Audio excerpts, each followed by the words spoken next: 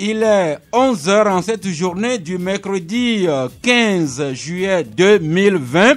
Le club de la presse démarre.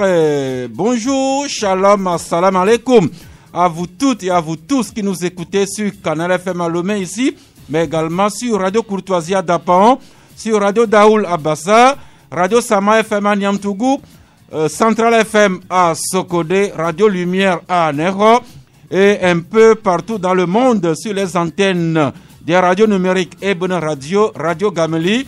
Je n'oublie pas ceux qui nous suivent également sur l'application Canal FM ou encore ceux qui nous écoutent et nous voient sur la chaîne YouTube.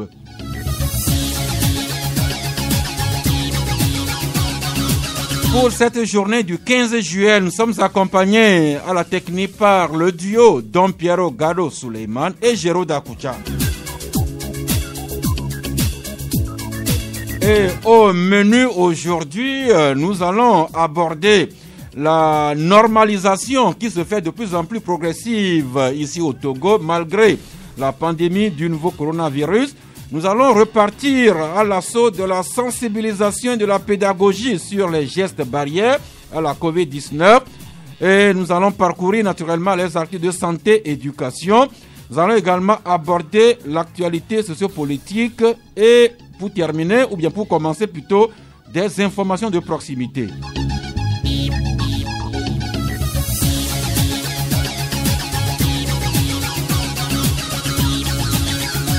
Le menu est bien dense et en conséquence, le plateau le sera incessamment, même si pour le moment, nous n'avons qu'une seule présence à nos côtés, Gadiel Tchonyadji de Santé et Éducation. Bonjour.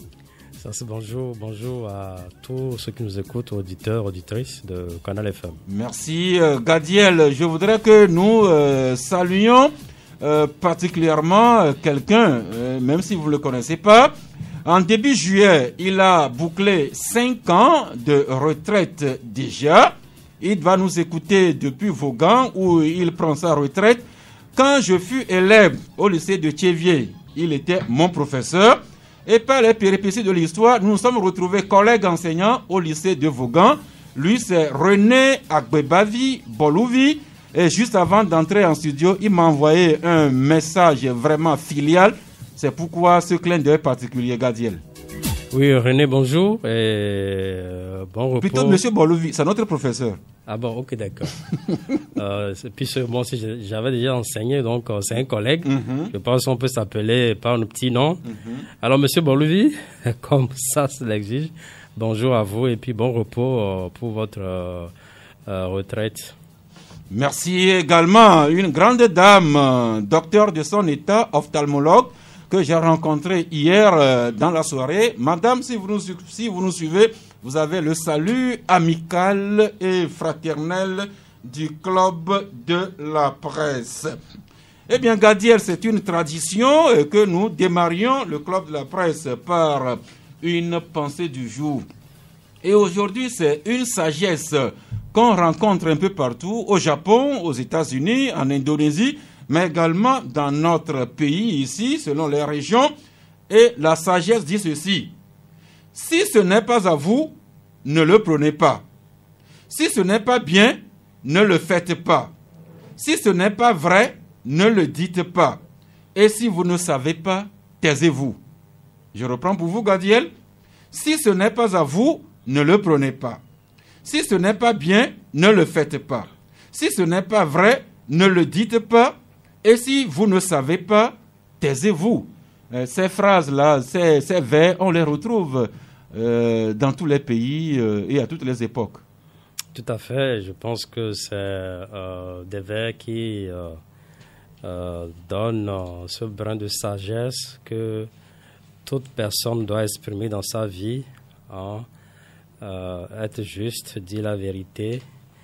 Je vais m'appesantir peut-être sur le dernier aspect. Si vous ne connaissez pas, taisez-vous. Je pense que c'est très important actuellement dans nos communautés où des gens piavent, des gens disent des choses qu'ils ne connaissent pas, qu'ils ne maîtrisent pas. Et ça fait un télescopage au niveau informationnel. Donc, apprenons à nous taire quand nous ne connaissons pas quelque chose, quand nous n'avons pas la vérité. Et ce serait bien pour nous-mêmes et pour notre communauté. Merci. Par contre, santé éducation, c'est ce qu'on appelle perte blanche chez les femmes. La preuve, vous en parlez aujourd'hui. Alors, les pertes blanches, qu'est-ce que c'est et quand est-ce que ceux qui en souffrent devraient s'en inquiéter, Gadiel? Les pertes blanches, c'est sur les femmes. Hein. C'est au niveau des femmes, les pertes blanches c'est un phénomène tout à fait naturel chez la femme. Et une femme qui fait les pertes blanches, elle vit sa fémininité. Et les pertes blanches ont pour fonction de protéger le vagin. Hein. Quand une femme fait les pertes blanches, cela sent qu'elle maintient sa fertilité aussi. Donc, c'est tout à fait normal. A priori, ce n'est pas un problème. A priori, ce n'est pas un problème. C'est tout à fait normal que une femme après la puberté commence par faire les pertes blanches. Mais, il peut arriver que ce qu'on connaissait comme pertes blanches normales commence par changer, hein, au niveau de son aspect, au niveau de sa couleur, même au niveau de son odeur. Hein, parce qu'avant, ce n'était pas vraiment une odeur, mais l'odeur peut changer. Et quand cela arrive, nous disons aux femmes de s'observer très souvent. Quand cela arrive, il faut réagir rapidement. Il faut réagir rapidement. Il se pourrait, ou bien c'est sûr qu'il y a eu une infection, une bactérie qui a infecté le vagin. Et très souvent, il y a un certain nombre de signes, hein, il y a un certain nombre de signes que même le mari de la femme peut voir. Souvent, quand on fait les rapports sexuels, il se passe un dépôt, hein, de débris blanchâtres sur le sexe de l'homme. Et là, l'homme peut alerter la femme et dire qu'il y a quelque chose qui ne va pas. Et puis, il y a aussi des odeurs. Donc, le conseil ici, c'est de dire aux femmes, quand vos pertes ne sont plus normales, il ne faut pas rester à la maison pour l'automédication. Il faut aller voir un médecin gynécologue pour un diagnostic et pour un traitement approprié. Merci. À partir de quel moment on devrait s'inquiéter pour les pertes blanches? L'article nous le dit. Cet article qui attire l'attention également des conjoints, des hommes également, témoigner de l'attention, de la vigilance vis-à-vis de sa partenaire. Cette partenaire ou bien ce partenaire avec qui on passe de très bons moments au lit, sauf que quand l'un ou l'autre souffre de la dépression, cela peut impacter jusqu'à la sexualité et de l'homme ou de la femme. Gadiel. Oui, aujourd'hui, il y a plusieurs hommes qui ont subi une baisse au niveau de leur performance sexuelle, au niveau de leur libido. Et ils sont en train de tourner en rond pour chercher la cause. La cause, c'est la dépression. Vous savez, on l'a déjà dit ici, le spécialiste nous l'a révélé que beaucoup sont dépressifs, mais ne le savent pas. Est-ce que vous voyez? Il y a plusieurs causes, on en a déjà parlé, mais il faut faire extrêmement attention au niveau de la sexualité de l'homme. Quand il y a un problème, quand il y a un blocage, quand la libido n'est plus ce qu'elle était avant, il faut aussi se tourner vers cet aspect de la chose.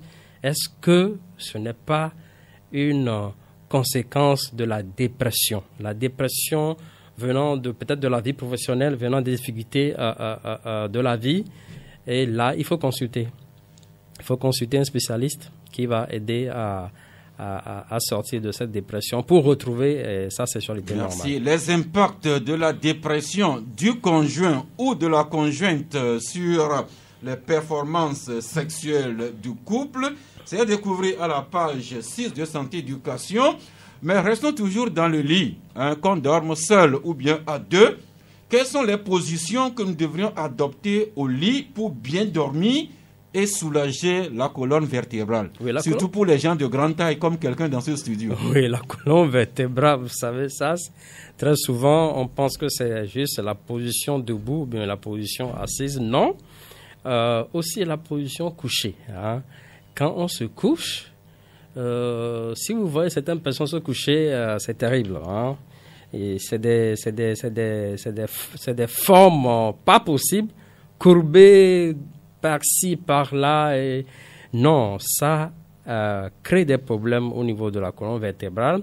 Donc, avec un spécialiste, nous avons cherché à savoir comment on doit se coucher. C'est vrai que quand vous fermez les yeux, vous commencez par dormir, on ne se maîtrise plus, on ne maîtrise plus vraiment les positions, mais on peut s'éduquer quand même à adopter une position assez normale pour protéger la colonne vertébrale, pour ne pas avoir des problèmes à ce niveau. Eh bien, est-ce que vous adoptez des positions en étoile de mer ou plutôt position fœtale? Voilà. Est-ce que vous vous couchez sur le ventre ou est-ce que vous dormez sous l'aisselle du partenaire ou de la partenaire? Voilà. Article intéressant à la page 7 de Santé et Éducation. Rapidement, parlons également de la crise cardiaque.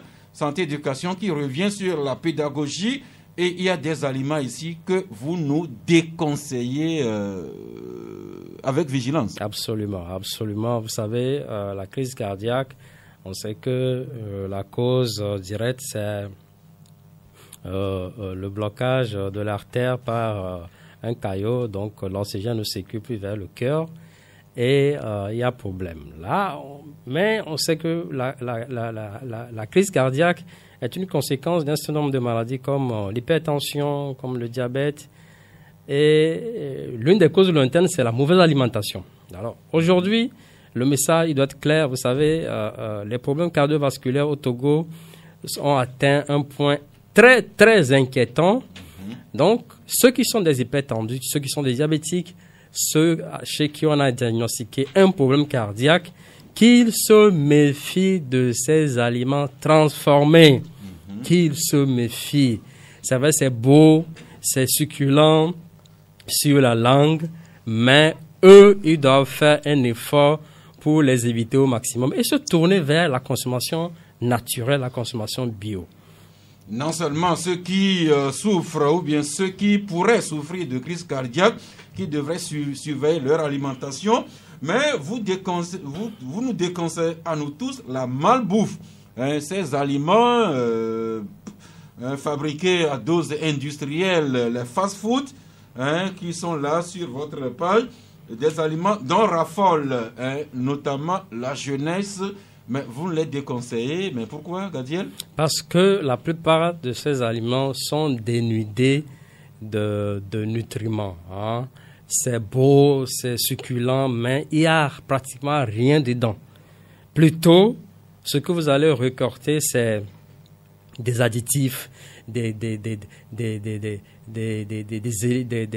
éléments chimiques, des nutriments chimiques, et tout ça peut empoisonner l'organisme. Donc, c'est des aliments qu'il faut manger rarement.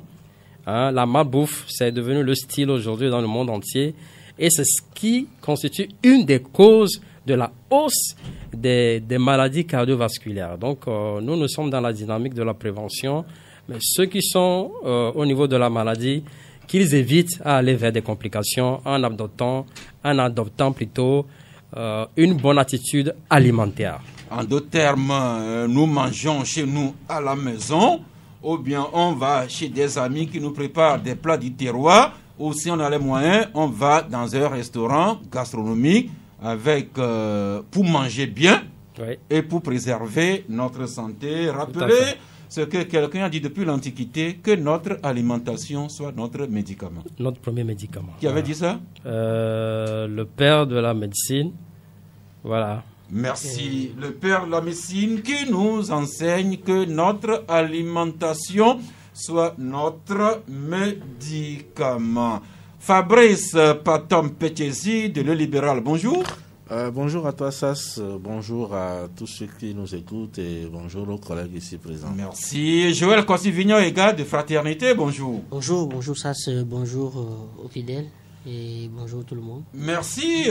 Nous allons continuer avec ce que nous sommes permis de sous-titrer les élèves, nos enfants dans leurs œuvres. Depuis une dizaine de jours, circule cette affaire-là de sextape que les élèves ont réalisé dans des établissements scolaires avec bavette en tenue scolaire dans des classes. Cette information qui continue à défrayer la chronique. Là-dessus, Fraternité écrit ce matin à la page 6. Fraternité donc qui écrit à la page 6. Dépravation des mœurs en milieu scolaire. Faut-il carrément rééduquer certains parents? Effectivement. C'est la question que vous posez. C'est la question que nous posons. C'est la question que nous posons et la question est plus que fondée en ce sens que on appelle l'école, le ministère qui s'occupe de l'école s'appelle le ministère de l'Éducation. Mais il faut savoir que cette éducation commence d'abord par la maison. L'éducation commence par la maison. Et c'est sur le socle solide que les parents installent, c'est sur ce socle-là que vient s'asseoir l'éducation que l'État donne. Sinon, le rôle de l'État, d'abord, c'est l'instruction.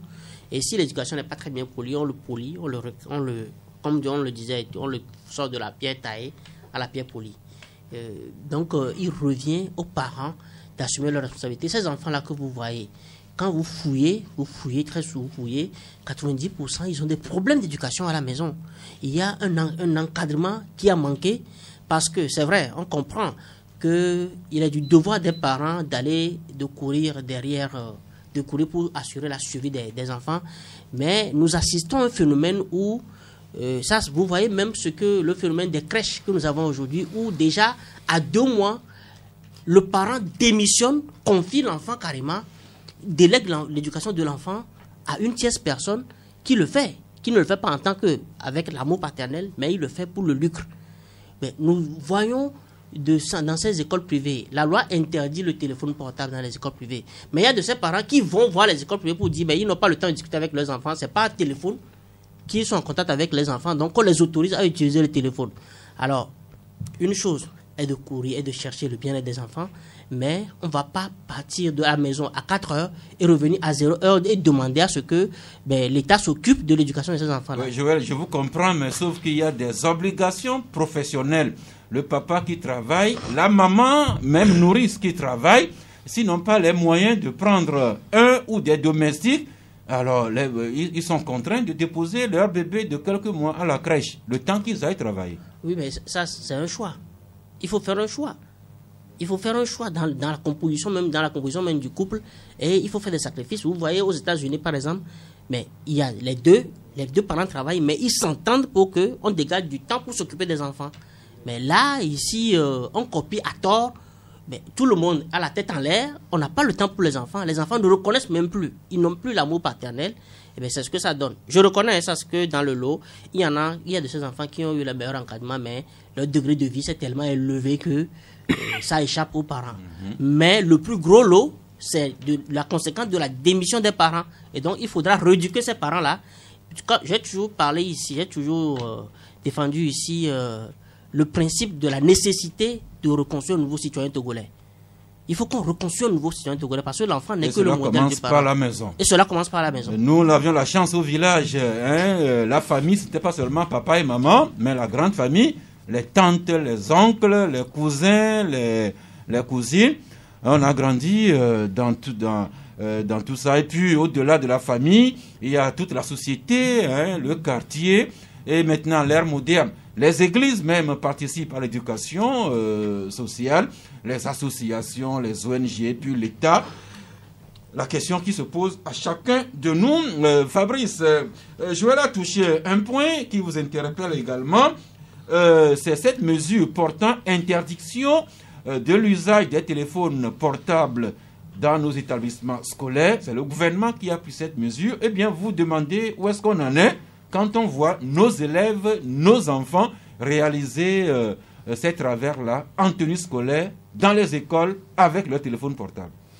Oui, nous étions ici en 2018-2019 pour la rentrée scolaire, lorsque le ministre Tchakbele avait sorti quand même cette mesure pour dire qu'à partir de janvier de l'année qui devait suivre, il ne devrait plus y avoir de téléphone portable, du moins pour les élèves à l'école.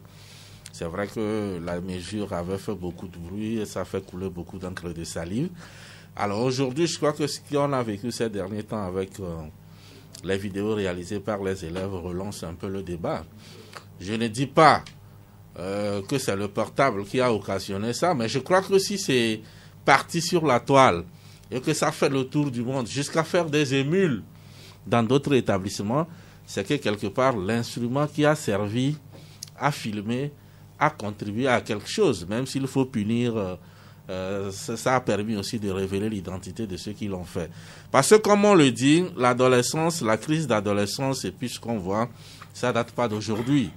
Et quand vous interrogez certains adultes, il y a eu certains, quand on était des élèves, on faisait parfois certains camarades pour des attitudes qui ne ressemblaient pas à des attitudes des enfants, surtout en ce qui concerne la sexualité. Mais aujourd'hui, notre monde a pris une certaine évolution avec l'influence des médias.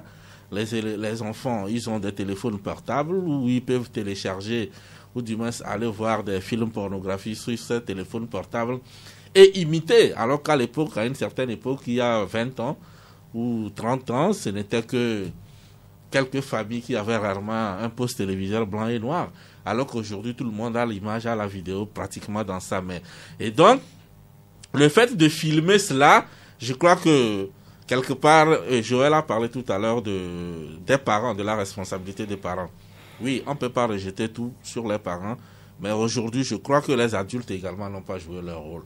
Parce qu'avant que les enfants, les élèves ne balancent ces vidéos-là, on a vu des adultes, des mères de famille où les gens se sont tiraillés dans ce pays à la justice pour dire on a balancé les images nues de qui portent plainte et tout cela. Mais lorsque des adultes, je reviens là-dessus, lorsque des adultes se permettent de filmer leur ébat sexuel et balancer ça sur les réseaux sociaux, et aujourd'hui vous vous acharnez contre les enfants, mais je ne comprends rien. Je comprends rien. Quel exemple on a donné aux enfants? On a passé tout un temps ici, même des députés ont laissé des choses plus importantes pour se prononcer sur des conneries on a filmé qui, on a balancé à qui porte plainte et autres. C'est tout ce que ces enfants-là voient et aujourd'hui ils imitent. Et donc je suis d'accord pour dire que tel père, tel fils. C'est-à-dire quand vous avez aujourd'hui une maman qui a des enfants et qui se permet de se filmer nu pour envoyer à je ne sais qui. Et aujourd'hui, on crie, on dit non, les enfants d'aujourd'hui, vraiment, ils sont différents. Nous, ce n'était pas comme ça hier. Vous étiez qui hier et aujourd'hui, vous le faites et vous vous acharnez contre les enfants. Bon, moi, je crois qu'aujourd'hui, c'est un problème sérieux. Et revenant sur ce problème de portable, s'ils n'avaient pas de portable jusqu'à aller filmer, jusqu'à ce que ça devienne des challenges sur les réseaux sociaux, je crois qu'aujourd'hui, on n'en serait pas là. Donc, quelque part aussi, cette nouvelle technologie n'a pas de responsabilité. Mais les élèves, nos enfants, n'ont pas fini de nous étonner. Nous allons nous transporter dans la préfecture de Vaud, dans un CEG, Collège d'enseignement général. Pendant la période où les écoles étaient fermées, la responsable de l'établissement constatait des actes de vandalisme, de cambriolage, les installations électriques qui partaient ici et là. Et puis, samedi dernier, tous les jours pour le voleur, mais un seul jour pour le propriétaire et pour Dieu, on a surpris un élève dans une salle de classe en train de voler des documents, des livres. Alors, la direction de l'école a alerté la gendarmerie. Alors, l'élève est sous séquestre depuis, et c'est là qu'il fait des révélations qui seraient une trentaine, et que c'est eux qui ont opéré dans ce CEG et ils opéreraient dans d'autres établissements. Ils ont ramassé donc les installations électriques, les fils, les disjoncteurs, comment vous appelez, les ampoules et interrupteurs.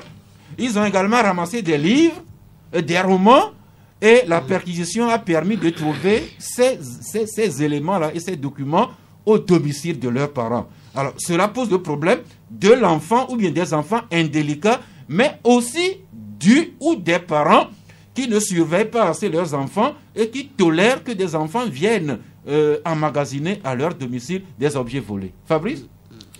Oui, on peut dire que c'est aussi possible que le parent ne soit pas au courant, mais là, on peut relever son caractère, du moins sa responsabilité dans le contrôle de l'enfant, parce que effectivement, vous pouvez, à un moment donné même, il y a aujourd'hui, surtout au niveau des jeunes filles, on revient aussi sur cette complicité avec les parents. Vous connaissez votre niveau de vie et votre fille revient avec un objet où vous savez que quel que soit le petit job qu'elle aurait fait, elle ne peut pas se l'acheter. Il faut se poser des questions.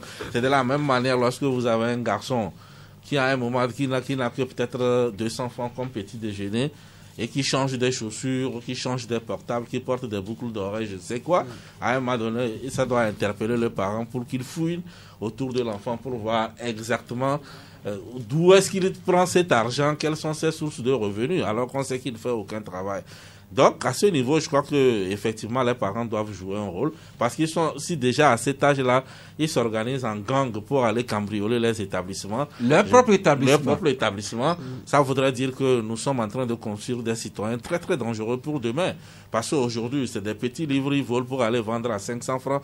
Ce ne sont pas des livres destinés à être lus par eux-mêmes. C'est pour peut-être aller vendre et tout cela. Mais ils vont arriver, ils arriveront à un âge où les petits 500 francs qu'ils recevaient en bradant les livres ne suffisent plus. Là, il faut réfléchir à quelque chose de beaucoup plus supérieur. Et c'est là où vous allez voir des gens capables de cambrioler des grandes boutiques. Oui, Fabrice, à l'école primaire, je ne sais pas si vous avez lu aussi, mais nous avions appris un texte. Les dernières paroles d'un assassin. Quelqu'un qu'on devrait exécuter et qui a fait des révélations. Il a dit qu'il avait commencé par voler un œuf. Et si ses parents le lui avaient interdit, il n'en serait pas arrivé là. Alors Fabrice, un élève, ou plutôt Joël, un élève de la classe de 3e, qui va enlever des ampoules, des interrupteurs, des fils dans sa classe, qui va voler des livres, des documents de l'école, ça pose un réel problème quant à la génération que nous formons pour notre pays. Tu m'amènes 20-25 ans en arrière, quand j'étais encore au collège, où il y a eu de ces camarades-là qui ont commis des actes. Et ça, imagine, c'est les forces de l'ordre qui les ont amenés sous le mât, devant tout le monde. Vous connaissez comment ils traitent les voleurs. Les larmes ont coulé, mais il y a un qui a dit que quelque part, c'est de la part de la complicité, à cause de la complicité de sa maman, qui ne lui a pas interdit très tôt, parce que c'est un enfant issu d'un parent un peu aisé. C'est-à-dire qu'il n'y avait pas de raison que cet enfant la vole. Il n'y avait pas de raison que cet enfant-là s'offre à ces actes-là. Mais après avoir volé, fini à la maison, il était toujours dans le besoin. Le vol, c'est une addiction. Il était toujours dans le besoin. Il est rentré dans le grand gang. Mais moi, je dis, ça, on interpellera toujours les parents, qu'on ne le veuille pas. Et quand nous parlons de parents, mais qui sert de modèle aux parents? C'est ce que nous appelons État. C'est ce que nous appelons État. C'est ce que nous appelons péjorativement politique aujourd'hui. Mais vous avez vu, on dit qu'un enfant un jeune à moins de peine 30 ans a détourné des milliards. Mais il y a un qui se dit élu de l'État, qui trouve que non, ben il a volé, mais est-ce que c'est un problème? Et qu'il trouve des arguments. Mais quand vous remontez le pédigré, quand vous remontez l'histoire de ce monsieur-là qui défend, vous allez comprendre qu'il y a quelque part des maillons qui lui ont manqué. Il trimballait ce vice-là depuis l'enfance. Mais donc, quand on dit aujourd'hui que non, que la politique c'est sans pitié, etc., mais non, il faut qu'on rime la politique avec des valeurs. Il faut qu'on rime la politique. Si au nom de la politique, cet enfant-là qui vole aujourd'hui des livres, il s'arrange pour avoir de faux diplômes, il s'arrange pour, comment on l'appelle, arriver clopin à ceux. Les gens s'attribuent des titres, des diplômes universitaires qu'ils n'ont jamais fait, mais demain, vous le nommez ministre. Vous voulez qu'il donne quel exemple? Vous voulez qu'il donne quel exemple à la nation? Vous donnez raison à ces parents-là qui ne se sont pas gênés de lui dire non. Quand on te donne l'exercice, viens les faire, tu dois les faire, je dois surveiller. Quand on te donne le petit déjeuner, etc. Donc, quelque part, moi, quand je dis qu'il y a nécessité de construire un nouveau citoyen togolais, c'est depuis la base et jusqu'au sommet. Merci. Nous savons tous, on dit que l'enfant est le père de l'homme. quels sont les citoyens de demain que nous formons quand des élèves se révèlent cambrioleurs dans leurs propres écoles, quand des enfants s'illustrent en pornostar. Quel est l'avenir que nous voulons former pour notre Togo? Revenons maintenant à la vie qui se normalise de plus en plus. Vous rappelez que à partir de mars, avec cette affaire de pandémie du coronavirus, nous avions tellement une peur bleue, même au sommet de l'État. Ailleurs, on s'est confiné, et puis progressivement, on se déconfine, et la vie reprend progressivement son cours. C'est ce que nous rappellent les journaux parus aujourd'hui. La Dépêche qui écrit la page 4, que le Togo vers la reprise totale de toutes les activités. Togo Matin, lui, nous rappelle la réouverture des établissements du supérieur à partir de ce mercredi 15 juillet. Donc les universités publiques et privées qui entrent dans la dynamique de la normalisation. La Dépêche revient et écrit à la page 2 toute la difficulté que nous avons avec les mesures barrières. Et à ce sujet, la force mixte anti-Covid-19 a sorti un communiqué que nous rappelle la Dépêche. La force mixte anti-Covid-19 qui déplore le comportement de la population. Le colonel Amana qui dit constater avec regret qu'une partie de la population continue de mépriser les mesures barrières. Et le colonel Amana qui lance un appel à toute la population au civisme et au respect de toutes les mesures prises par le gouvernement. Le commandant de la FOSAP invite à se conformer aux dispositions des textes juridiques et plus précisément ceux concernant les réunions, les rassemblements et les activités.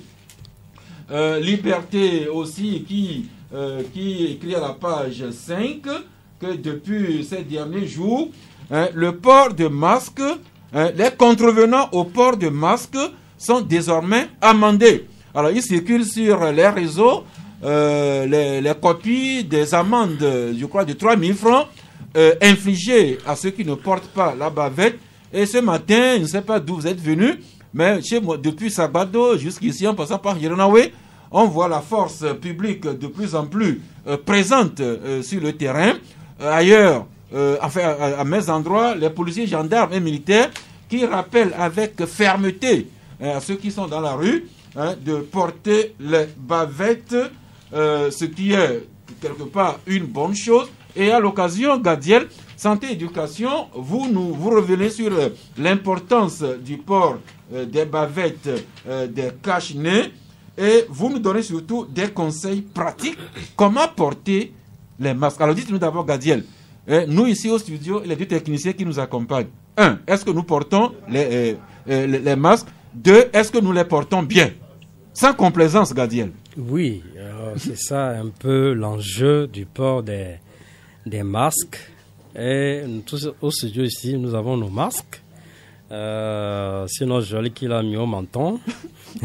Et qui réajuste. Pour souffler. Et qui pour souffler un peu. Nous avons nos masques qui sont bien portés. Vous savez, ça, c'est un outil assez important dans cette période d'épidémie de la COVID-19. Et on n'a plus de dessin à faire au niveau de la protection de cet outil. Alors, d'abord, premier conseil, il faut savoir choisir son cache-nez. Bon, les spécialistes l'appellent cache-nez. C'est sûr pourquoi il y a des gens qui vont prendre des masques qui s'arrêtent, qui couvrent le nez et une première partie de la lèvre. Est-ce que vous voyez? Donc, ça, ce ne sont pas de bons cache-nez, ce ne sont pas de bons masques. Le masque, le bon, c'est celui qui couvre le nez, la bouche et le menton. C'est très important. Donc, il faut que le masque couvre effectivement et le nez, et la bouche, et le menton. Voilà. Donc, c'est ça, comme tous nous l'avons ici au studio. Et puis après, aujourd'hui, il y a des masques jetables et puis il y a des masques lavables. Alors, faisons un choix parce que il y a un phénomène actuellement où les gens essaient de jongler avec les masques jetables. On les lave pour les reporter. Or, c'est bien dit que les masques qui sont jetables, on doit les changer chaque 4 heures de temps après. Alors, si des gens ne peuvent pas changer les masques jetables, qu'ils adoptent les masques lavables qui sont pleins aujourd'hui sur le marché, bien faits, qu'on peut porter. Et puis, il faut choisir des masques au travers desquels on peut respirer. Vraiment, il y a certains masques, quand vous les voyez, la personne risque de tomber par étouffement. Et il faut choisir des masques par lesquels on peut respirer. Donc, un certain nombre de également conseils. Des masques proportionnels à la taille de notre visage. Oui, à la taille de notre visage. Parce que là, c'est vrai que des fois, vous voyez des masques qui sont très serrés. On a l'impression que ça peut étouffer la personne. C'est pas l'impression.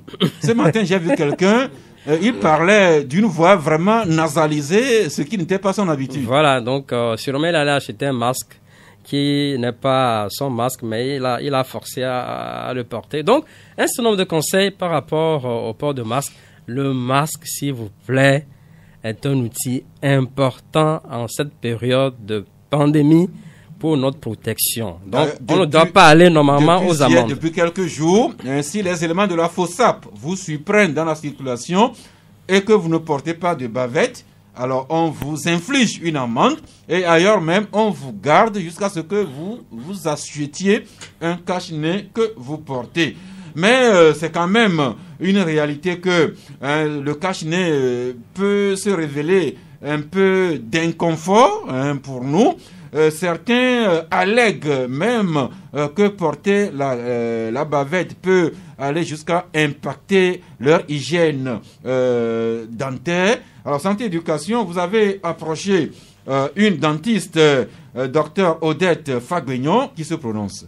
Oui, la question est posée, est-ce que avec les masques, on peut développer la mauvaise haleine?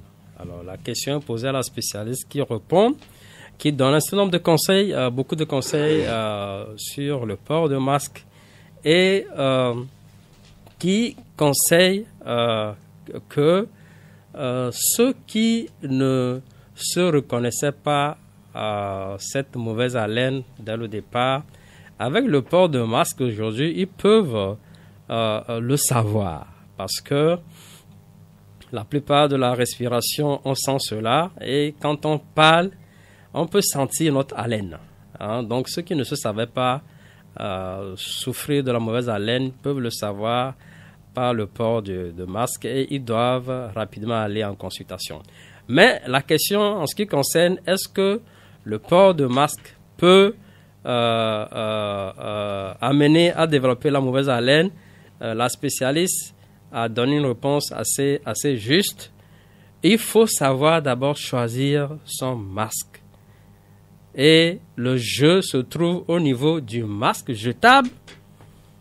On doit respecter les heures où il faut les jeter et il faut les remplacer. Ou soit, on se rabat sur les masques lavables et il faut vraiment les laver pour entretenir sa santé bucco-dentaire. Vous savez, la mauvaise haleine, la première cause, la plus large d'ailleurs, c'est la mauvaise hygiène bucco-dentaire.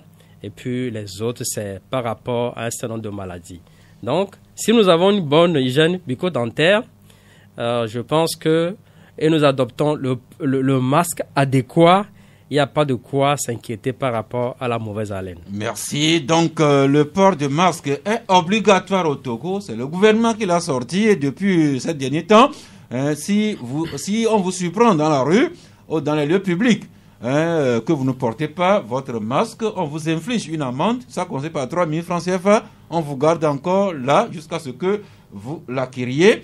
Eh bien, Fabrice, c'est dans ce jeu-là que, comme les journaux l'ont écrit, la normalisation se fait de plus en plus effective. Aujourd'hui, c'est les apprenants et les enseignants du supérieur qui retrouvent leur faculté école.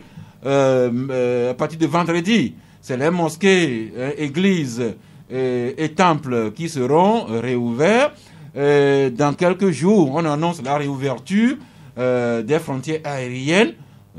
Et à ce niveau-là, il va falloir que la discipline soit que chacun adopte les mesures barrières.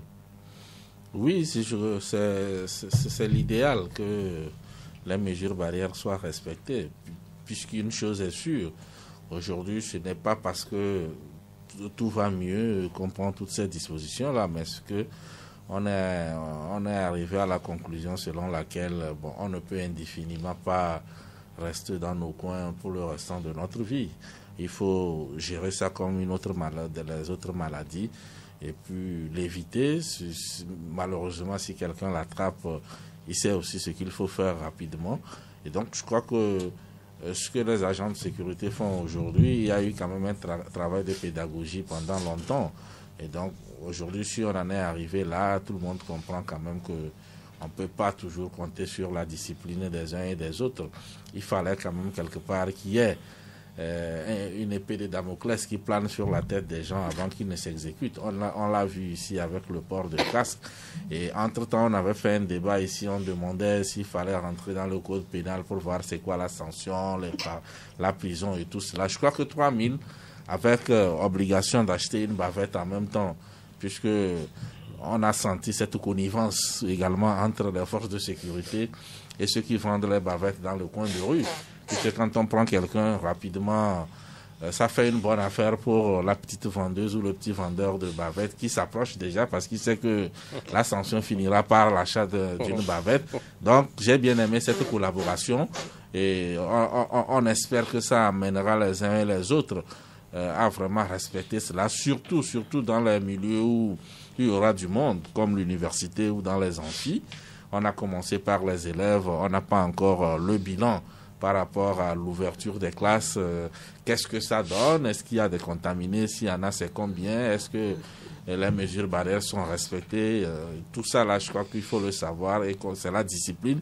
Mais également, au-delà de la discipline sur laquelle on compte, il faudra également prévoir des sanctions, puisque généralement, comme on le dit, le début de la sagesse, c'est la peur du gendarme. Merci. Après la pédagogie, nous passons de plus en plus au bâton. Après la carotte, maintenant, le bâton. C'est une décision de l'État. Et hier même, le président français a annoncé que à partir de prochainement, le port des cache-nez sera obligatoire dans les lieux publics en France. Mais revenons à une mesure qui risque d'être prise quand on va rouvrir les frontières. Il se dit ici et là que les tests seront ou bien seraient à la charge de ceux qui reviendraient, tout comme ces candidats au retour qui devraient également s'acquitter d'une caution pour leur période de confinement dans les écoles, dans les hôtels. Et Joël, votre journal trouve que rendre le test de coronavirus payant pourrait se révéler une décision dangereuse. Et pourquoi? Oui, elle pourrait se révéler une décision dangereuse à la lumière du passé. À la lumière du passé, quand nous prenons le cas de la pandémie du VIH, par exemple, très souvent, de toutes les façons, dans les cas des pandémies, et à chaque fois qu'on rend le test payant, la pandémie, le taux de prévalence flambe. Et le plus récent, c'est le cas du VIH, où quand le test était payant hier, d'abord, il faut avoir du courage même pour sortir, aller faire son test, et maintenant, il faut encore payer. Donc, les gens se sont tus, ils sont restés chez eux. Un peu comme nous l'observons d'ailleurs aujourd'hui pour d'autres maladies, dont on dit, même quand déjà la prise en charge est difficile, les maladies des pauvres, la prise en charge est difficile, les gens sont là, ils ont la maladie, mais ils sont cachés parce qu'ils n'ont pas les moyens d'aller se faire déjà dépister et se prendre en charge. Donc, pour le coronavirus aujourd'hui, vous avez vu comment le virus a progressé de façon fulgurante. Quand on rend aujourd'hui le test payant, la première question que nous posons, ce serait bien que Mme Khalat Kor de l'INAM nous réponde. De l'INH, l'Institut National d'Hygiène. Merci beaucoup. de l'INH nous donne la précision. Quand on dit c'est payant, c'est pour qui? Ceux qui vont rentrer désormais au Togo, ou bien le citoyen lambda, celui qui n'arrive même pas, qui vit encore sous le seuil de la pauvreté, c'est lui qui va verser 65 000 francs pour se faire tester, voir s'il a le coronavirus ou pas. Donc nous estimons qu'actuellement même, la tendance est à des tests de masse. Il se fait que le chinois Jack Ma, c'est ça? Jack Ma a fourni assez de matériel à l'État togolais. Aujourd'hui, on n'est qu'à 13 000 et quelques tests. Si je n'ai pas les chiffres sous les yeux, mais on est environ à 10 000, 13 000 tests. Mais est-ce que ce que Jack Ma a donné a déjà été épuisé pour qu'on dise aujourd'hui que les tests sont payants? Et est-ce qu'on mesure les conséquences de rendre les tests payants, soit en 5 000 francs? Mais la personne dira, ok, d'accord, donc je reste dans mon coin. Et il propage le Effectivement, il y a un risque. Seulement, il faut relativiser. C'est vrai que nous avons eu l'honneur d'avoir Madame le médecin colonel Alatoko qui dirige l'INH. Elle avait évoqué cette éventualité, mais elle avait tenu à préciser que c'est une décision qui relevait de la coordination nationale, voire de l'État togolais. S'il fallait faire payer les tests ou pas, et dans quelles conditions. Nous allons continuer à mais ça, est-il que le 10 dernier, il y a des gens qui ont été contraints de payer pour le test. Même au sein de l'entreprise qui a, je ne vais pas donner le nom, l'entreprise où il a été détecté au moins 20 cas. L'entreprise a contribué au moins à 25 000 francs pour les tests. Et donc, nous, on dit aujourd'hui, de toutes les façons, même s'il faut faire payer ça, il faut rendre le test payant. L'État peut faire encore des efforts. Quand on voit les milliards qui sont détournés là, Merci. Quand on voit les milliards qui sont détournés... Restons dans le coronavirus. C'est juste rappeler que il faudra... le mérite de la question de Joël, c'est que la coordination pour le gouvernement, il faut qu'il communique clairement quelles sont les conditions pour le test aujourd'hui. Est-ce que ça continue à être gratuit? Ou bien est-ce que nous devons contribuer à quelle proportion, dans quelles conditions? Une communication claire, limpide et fluide nous aiderait tous. Également rappeler que, comme Joël a parlé du sida, il faut rappeler que le sida bénéficie d'un accompagnement. Il y a le Fonds mondial, il y a de grands partenaires, alors que pour le moment, le coronavirus pèse sur les épaules de l'État togolais et cela a un prix. Ça aussi, il faut le rappeler. Fabrice, vous voulez dire quelque chose? Oui, peut-être quand on parle de payer aujourd'hui, nous sommes dans la fièvre du coronavirus. Certains peuvent estimer que c'est un peu trop tôt, mais on finira par payer un jour. Puisqu'on dit tout à l'heure qu'on finira par vivre avec cette maladie comme les autres. Bon, quand on me parle de pauvreté, celui qui veut faire une goutte épaisse, il paye. Et donc, si vous voulez, il y aura un temps où ça va être payant, ça c'est clair. Donc aujourd'hui, même pour l'instant, quand c'était gratuit, même qui allait? C'est ça le problème. Même cette histoire de sida, il y a des campagnes de dépistage sida gratuit. Les gens vont, ils se rongent les doigts, ils s'en vont. Moi, je crois qu'aujourd'hui, là où il faut mettre l'accent, c'est la sensibilisation pour que les gens soient candidats au test. Tout le monde sait qu'on est très réfractaire au test. Parce que qu'est-ce que les gens disent? Ah, si je vais, c'est positif, on va m'amener là-bas, tout ça, c'est toutes les informations là qu'il faut donner aux gens. Et effectivement, comme c'est un début, mais ils préparent déjà les esprits. Un jour viendra où, bon, on sera obligé de payer. Quoi. Merci, on va aller rapidement à la politique aussi. Cette information qui a circulé abondamment le week-end, qui portait que Faure Gnassingbé devrait ou bien aurait dû effectuer une visite de travail au Gabon. Il devrait partir le lundi. Et puis, il n'en a plus rien été. Deux journaux en parlent aujourd'hui. Togo Matin, qui écrit d'abord que la visite de Faure Gnassingbé au Gabon a été avortée à la dernière minute. Et Fraternité qui renchérit, quand vous écrivez vous aussi, à la page 3, annulation in extremis du voyage de Faure Gnassingbé à Libreville. Est-ce une panne dans le système? C'est la question que vous posez. Mais je reviens rapidement à l'article de Togo Matin qui écrit donc à la page 3, juste le temps que je me retrouve, Togo Matin qui écrit donc que contrairement aux annonces faites en fin de semaine dernière, Faure Gnassingbé ne s'est pas rendu au Gabon. Et Togo Matin précise que c'est la présidence de la République gabonaise qui avait annoncé cette rencontre, mais la même présidence gabonaise qui a supprimé la publication de la visite sans justification. Alors, c'est juste un retour sur l'information, Joël? Oui, c'est un retour sur l'information, mais c'est un voyage qui était bien annoncé. Et je peux vous confirmer, du côté de Libreville, la mise en place était presque faite. Même la communauté togolaise au Gabon était mobilisée pour accueillir le chef de l'État togolais. Et patatras, cela est annulé. Or, ce voyage devait mettre fin à une certaine rumeur qui faisait croire que Faure Gnassingbé est introuvable, on ne sait où il est, etc. etc. C'est-à-dire que cette apparition de Faure Gnassingbé allait couler le bec à ceux qui alimentaient la spéculation. Mais dans ce cas-là, si vous voulez se montrer à l'opinion, a-t-il besoin d'aller au Gabon? Non, est-ce qu'il n'a pas l'occasion de trouver une occasion ici? À défaut de se montrer ici. Déjà, par ce voyage, moi je me dis, mais voilà la réponse à laquelle, voilà la réponse aux spéculateurs. Faure est bien portant, il va sortir, faire son voyage, il n'a pas peur de qui que ce soit. Mais en se rétractant, ça alimente un peu toujours les spéculations. Parce qu'on a vu les dernières évolutions, ces dernières heures, où le prélat Kodjoki, on ne sait sur quoi il met le pied, mais il dit non, que les jours sont comptés pour Faure Gnassingbé, que son candidat va récupérer bientôt le pouvoir. Et dans la foulée, il y a la chaîne là, Tempo TV, qui donne 21 jours à compter du 10 juillet dernier au chef de l'État, que 21 jours de lutte ardue sont lancés, et au 31 juillet, ça sera l'apothéose, et le premier sera la fête. Bon. On en est là quand, patatras, la commission chargée d'enquêter sur l'affaire Madjoulba se dit, bon, il est dos au mur, on confie, on invite l'expertise française. Comme s'il y a quelque chose que la commission voudrait dire, mais elle ne peut pas le dire devant sa famille. Elle veut utiliser la langue française pour le dire à ceux-là qui sont concernés. Et dans ce milimélo, entre-temps, on apprend qu'il y a un officier qui disparaît. Est-ce que l'harmonie est au beau fixe dans l'armée, etc. Et Faure Gnassingbé refuse de sortir.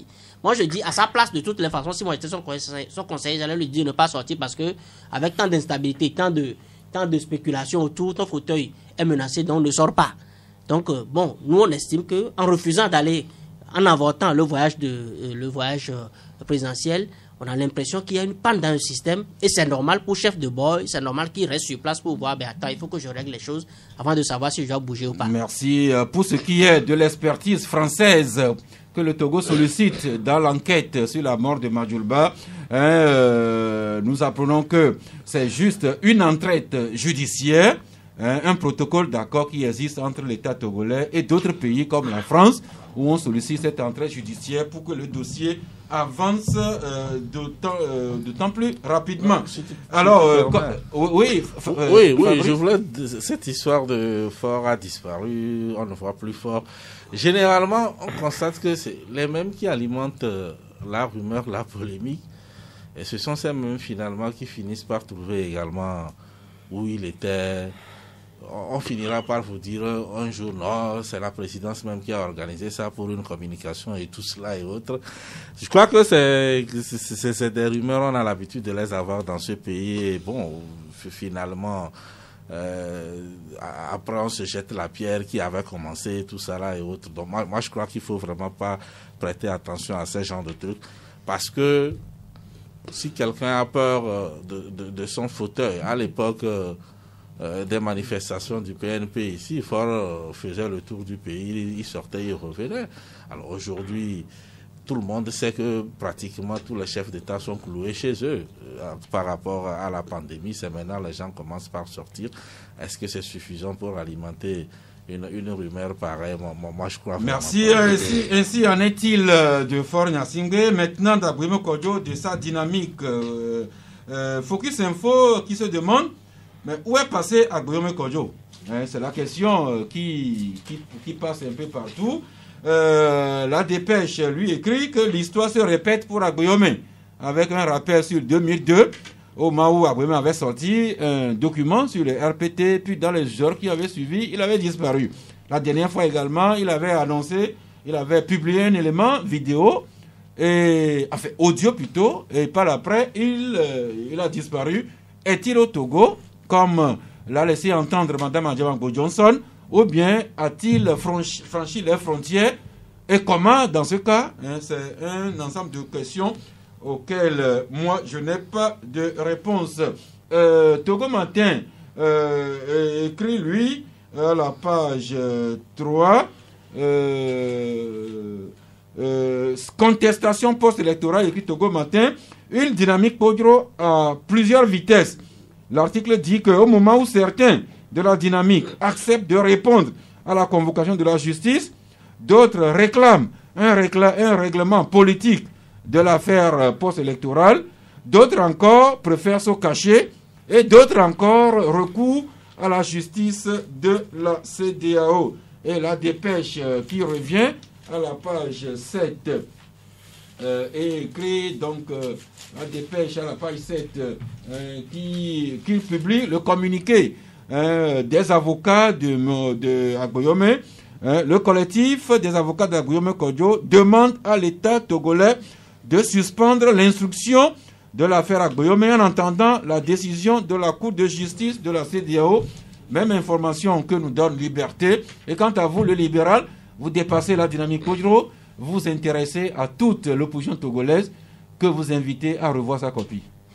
Oui, toute l'opposition togolaise, parce qu'aujourd'hui, nous avons insisté sur un aspect, c'est le rajeunissement des leaders politiques. Et on a constaté qu'au niveau du parti au pouvoir, depuis 2005, avec le décès de Gnassingbé et Yadema, même si certains estiment qu'il n'y a pas une certaine alternance, que c'est le même parti, c'est le même, la même classe politique qui est au pouvoir, quand même au niveau des individus, on a vu d'autres visages un peu plus jeunes et des gens même qui étudiaient à l'époque dans les années 90, qui étaient encore étudiants, alors que certains étaient déjà sur le terrain politique. C'est vrai qu'on ne prend pas de retraite en politique, mais aujourd'hui, on se rend compte qu'au niveau des figures emblématiques de l'opposition, c'est toujours les mêmes qui sont restés. On ne voit pas une certaine jeunesse qui va incarner l'opposition de demain émerger. Et on se demande, est-ce qu'il y a un travail qui est fait pour cela? Et donc, aujourd'hui, en face du parti qui est au pouvoir aujourd'hui, je dirais unir avec ces jeunes qu'il brandit à tout vent par rapport au débat politique et tout cela, on a l'impression qu'il y a un peu une certaine dichotomie au niveau de la classe politique. C'est-à-dire on a des jeunes d'un côté et puis de l'autre côté, carrément des sexagénaires. Alors aujourd'hui, pratiquement dans tous les pays quand même, il faudrait que l'opposition togolaise commence par se préparer à faire un peu de place aux jeunes qui militent également dans leur parti pour qu'ils puissent parler pratiquement, pour qu'ils soient sur une même longueur d'onde avec la jeunesse au niveau du pouvoir à qui elle fait face aujourd'hui.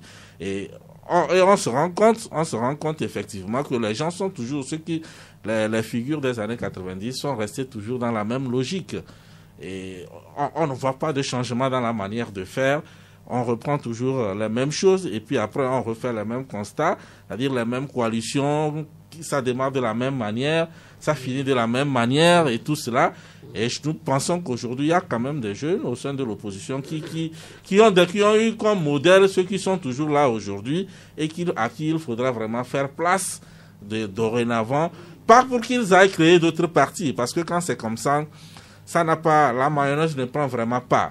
Mais qu'on puisse quand même, par exemple, au sein de l'ANC, qu'on voit déjà, il ne faut pas seulement utiliser des jeunes qui ont fait l'université, qui ont fait de brillantes études dans les universités, qui militent aujourd'hui dans les partis de l'opposition. On ne doit pas les utiliser seulement pour les marches de contestation. Il faudra qu'on leur donne également l'occasion de pouvoir imprimer des idées, peut-être qui peuvent permettre de changer quelque chose. Si on va devoir s'arrêter là, c'est vrai que comme l'écrivait, l'opposition togolaise doit subir une cure de jouvence ou mourir. La question est posée aujourd'hui à l'UFC. Si le maréchal Guy Chris Olympio, s'il disparaissait aujourd'hui, qui est-ce qui va diriger ce parti? Agboybo est mort, mais quand il sera enterré, quel leader allons-nous voir à la tête du cas? Depuis que Edem Kodjo a pris sa retraite politique, dites-moi où se trouve la CPP. Les partis comme les partis de Zarifou Eva, lui-même malade, où se trouve son parti aujourd'hui? C'est une question que chacun devrait se poser. Juste avant d'aller aux auditeurs, Joël parlait tantôt des tests de dépistage. Alors, une source nous informe que le Togo, jusqu'à hier, a pratiqué 36 277 tests de Covid-19. 36 277. Cela a son coût. Mais qu'est-ce qu'il en sera prochainement pour les tests? Attendons que la coordination, voire même le gouvernement, nous situe.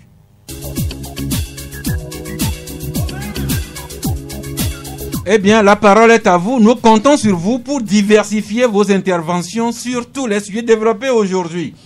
La technique m'annonce déjà en ligne. L'ami Kwame, bonjour. Bonjour. Oui. Moi, j'aimerais s'intéresser à nos enfants pour dire que sous d'autres cieux, on peut considérer qu'ils sont victimes, mais j'aimerais interpeller le ministère de pouvoir nous les sanctionner. Ça peut dissuader les autres. Ça va dissuader et corriger nous aussi parents qui n'arrivons pas à entretenir les enfants comme ça se doit.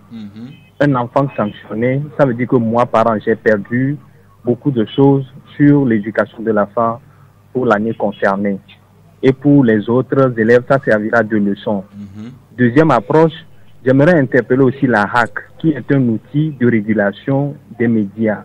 Il y a beaucoup de choses qui se passent dans les clips, dans les vidéos, sur Canal+, Hollywood, je ne veux que citer ça. La HAC, à mon sens, devait réguler tout ça là et non s'acharner contre Alternative, Fraternité et Liberté.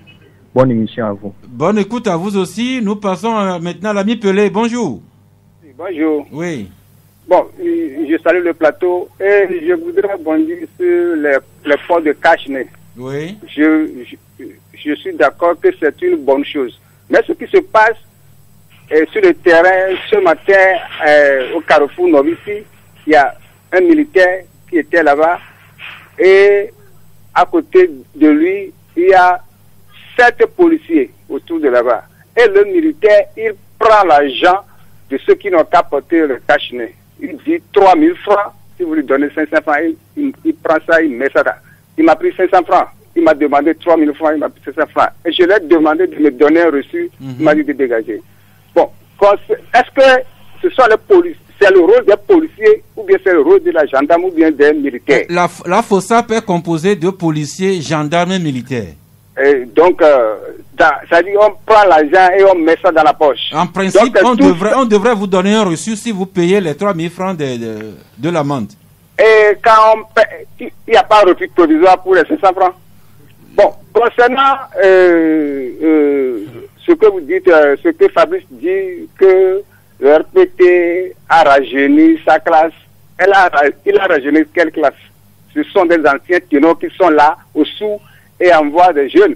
Est-ce que ces jeunes-là ont gagné une élection dans ce pays? Il ne faut pas faire de l'amalgame.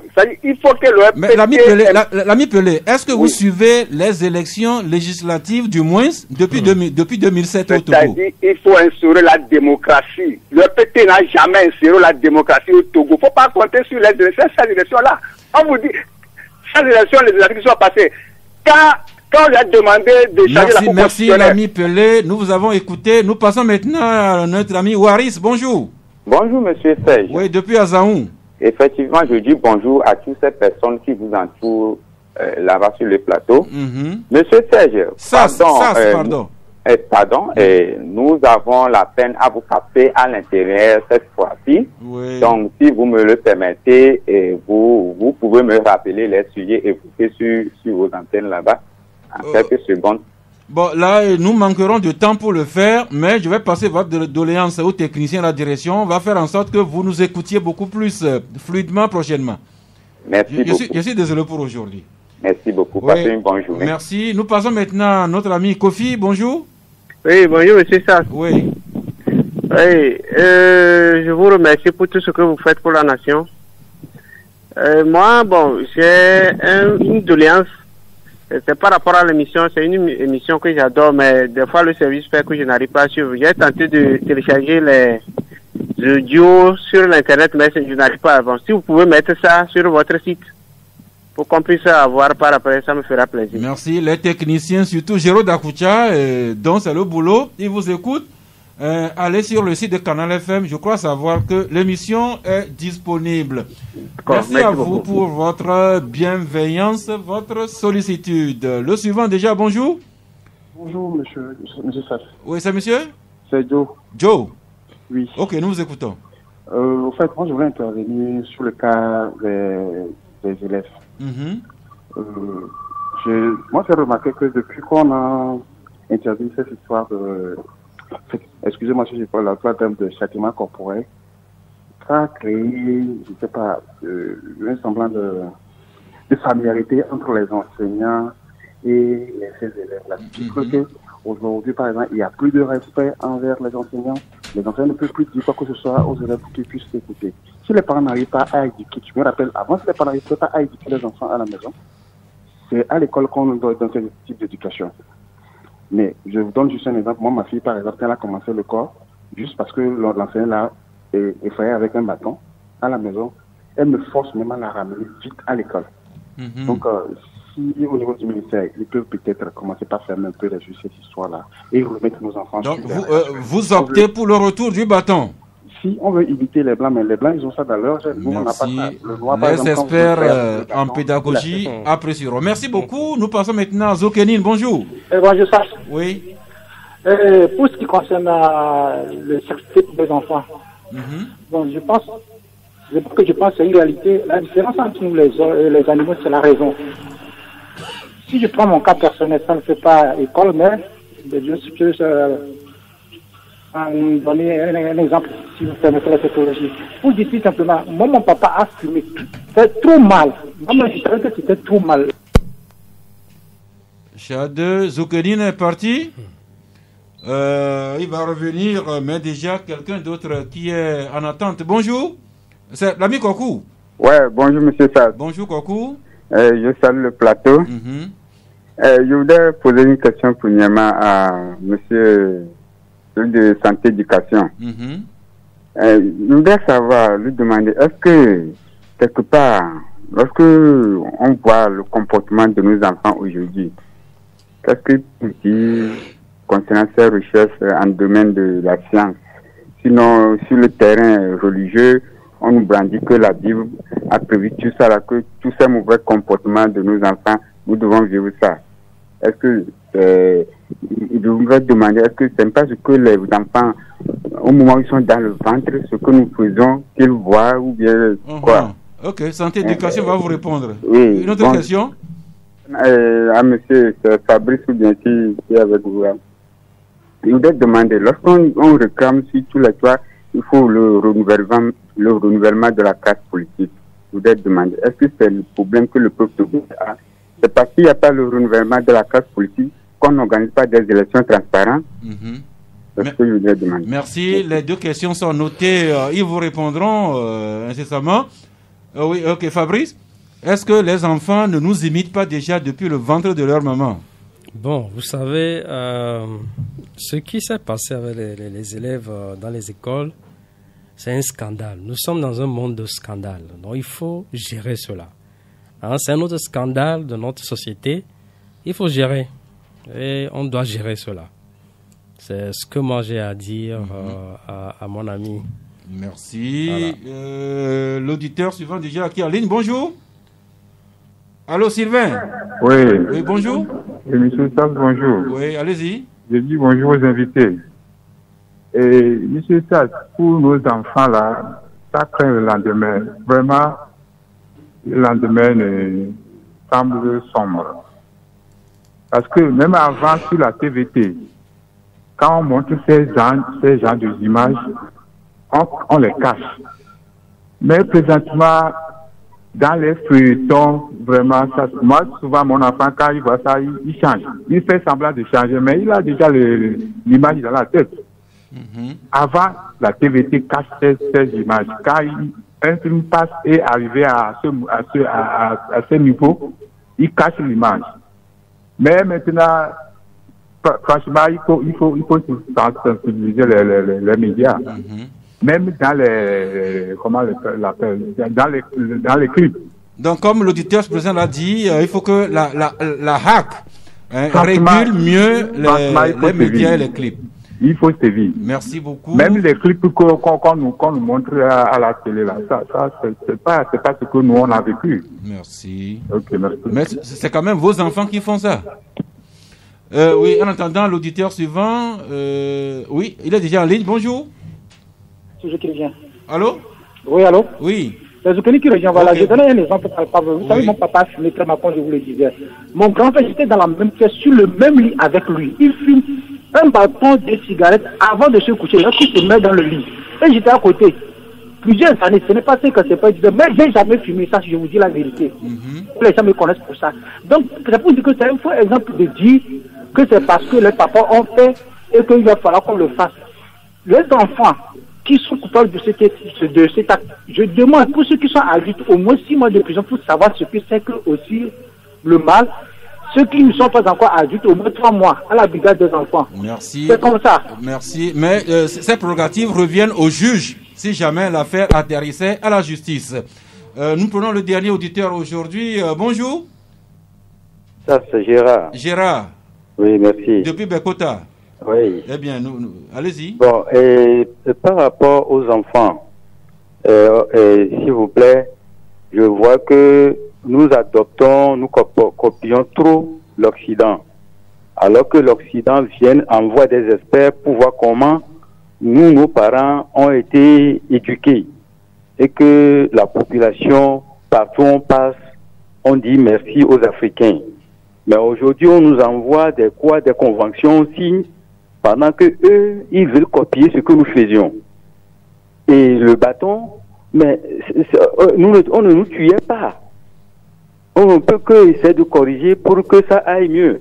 Si un papa est trop violent, bon, s'il a tué son enfant, il y a la loi pour ça. Mais faire peur à un enfant, il le faut. Il le faut. Merci Gérard. Toutes nos excuses pour ceux qui n'ont pas pu entrer en ligne. Également les désagréments, mais c'est un défi auquel nous travaillons quotidiennement. Fabrice, un auditeur vous a interpellé, 2 auditeurs même sur votre problématique de renouvellement ou pas de la classe politique de l'opposition.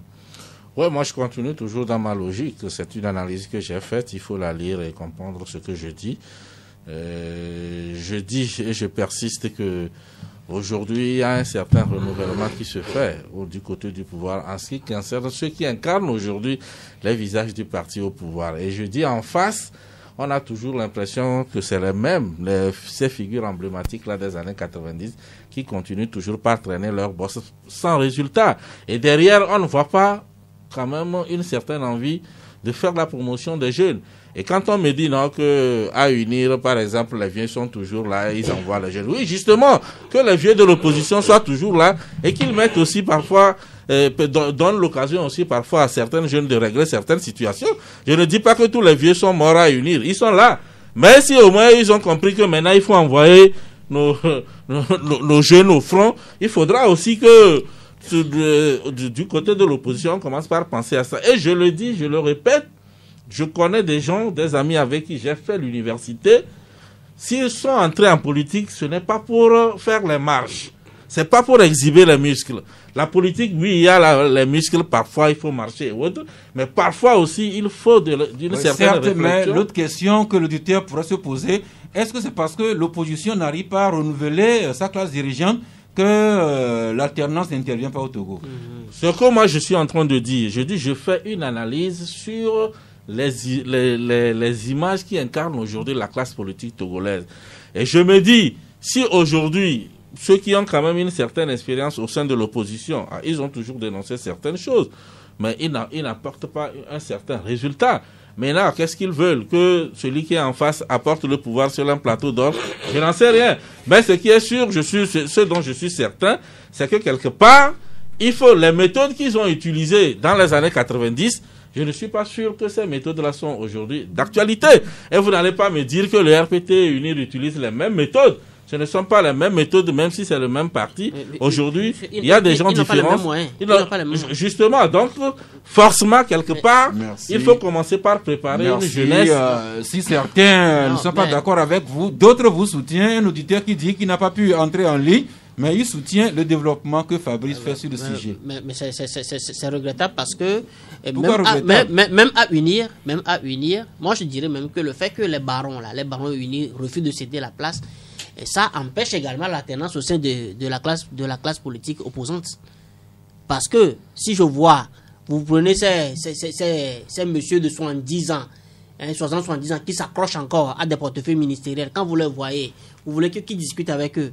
On envoie quelqu'un de son âge discuter avec lui. Mais quand on voit que il n'y a que les jeunes, il a fait tabula rasa, et que ces vieux-là, ils sont vraiment derrière les rideaux. C'est pas qu'ils sont derrière, ils sont pas derrière les rideaux, mais pour se retrouver dans le comité des sages. Ils sont vraiment derrière les rideaux, et que c'est les jeunes qui sont maintenant aux affaires. Vous allez voir que ça va enclencher la dynamique, la même dynamique au sein de l'opposition. On dira, ok, d'accord, mais attends, on va céder un peu la place. Et là encore, au sein de l'opposition, les partis d'opposition sont financés de la poche de quelqu'un. Et donc, quand il investit, il attend de voir son retour. On ne donne pas, je ne dis pas que les vieux vont toujours demeurer là. Un petit mot sur Uni. C'est vrai que il y a les vieux qui sont derrière les rideaux. Les vieux et les personnes âgées sont comité de sages. Mais dans le gouvernement aujourd'hui, et à la tête de Uni, est-ce qu'il n'y a pas de nouveaux visages, de nouveaux noms? Mais quel nouveau visage? Est-ce qu'ils ont vraiment le pouvoir de décision? Les quelques jeunes que vous voyez dans le bureau de Uni, ils ont quel rôle? Ils sont des marionnettes, ils sont téléguidés par les caciques. Mais au sein de l'Uni même, la frustration est réelle. Elle est réelle où les jeunes n'arrivent pas vraiment à accéder au chef de l'État parce qu'ils s'est bunkérisé. Je souhaite aussi que les parents Joël, terminer. Les jeunes n'arrivent pas à accéder vraiment au chef de l'État parce qu'on se dit que non, que quand ils vous avaient donné la chance au début, en 2005, vous l'avez déçu, donc les dieux ont repris, ils ont repris jusqu'à la racine. Ils ont tout repris. Ils s'est bunkérisé. Vous voulez dire que les Christian Trimois, les Gilbert Bawara, la victoire de ce sont des marionnettes. À part Bawara qui peut encore se faire un peu de marche de manœuvre parce qu'il a la carapace, d'autres là. Tout le reste. Attends, tout le reste, ce ne sont que des marionnettes. Ce sont que des marionnettes instrumentalisées par les caciques. Ces autorités apprécieront par elles-mêmes. Oui, j'aime ça. C'est-à-dire qu'à un moment donné, la politique, c'est un apprentissage, un parcours. Et c'est pour cela que j'ai aimé, à une certaine époque, Agboibo qui s'est retiré et il a mis un peu devant. Malheureusement, que ce n'est pas allé loin. Même s'ils sont là, ils te guident, il faut quelque part commencer par aussi projeter les jeunes de l'avant. Merci. La technique qui est plus exigeante maintenant nous intime l'ordre pratiquement de recevoir vos cartons. Fabrice, vous avez la parole, vous la gardez pour le carton. Non, au lieu d'un carton, je voulais juste intervenir par rapport à un auditeur qui se plaignait qu'on lui a pris 500 francs. Je crois que la meilleure manière de régler ça, c'est d'avoir sa bavette. Et qu'on ne soit pas obligé de donner. Parce qu'en réalité, ce qu'il dit, il ne sait pas qu'il peut être poursuivi. On a dit 3 000. Si toi tu donnes 500 à un militaire, c'est que c'est une tentative de corruption. Merci. Joël? Parce que le militaire là, c'est plus de prendre. Moi je donne carton jaune. À qui? Carton jaune à ces ministres là qui sont allés honorer l'inauguration de la fameuse cantine Antovi, inaugurée par l'ambassadeur de France. Mais vous savez, on ne va pas aujourd'hui se mettre à critiquer l'ambassadeur parce que lui il a trouvé nécessaire que pour une cantine qui est dédiée au nègre, il appelle Antovi, c'est son problème. Mais quand des ministres vont honorer de leur présence cette cérémonie, mais je me dis, mais attends, à quoi ça sert alors l'expression? À quoi ça sert le slogan Black Lives Matter? Bétognon, et puis son collègue de l'enseignement supérieur, Akpagana, qui était là quand l'ambassadeur a inauguré la cantine Antovi qui signifie disons chez nous ici, le singe ou bien primate. La cantine du singe. Merci. Eh bien, Fabrice, Dadiel, votre carton. Vous savez, le taxi, c'est un moyen de transport important à Lomé et dans tout le pays. Mais malheureusement, certains taximens continuent par autoriser des passagers qui ne portent pas le masque de rentrée. Donc, carton jaune à ces taximens. Merci. Si ce n'est pas à vous, ne le prenez pas. Si ce n'est pas bien, ne le faites pas. Si ce n'est pas vrai, ne le dites pas. Et si vous ne savez pas, taisez-vous. Bon appétit et à demain, jeudi 11h, si Dieu le veut et Dieu le voudra bien.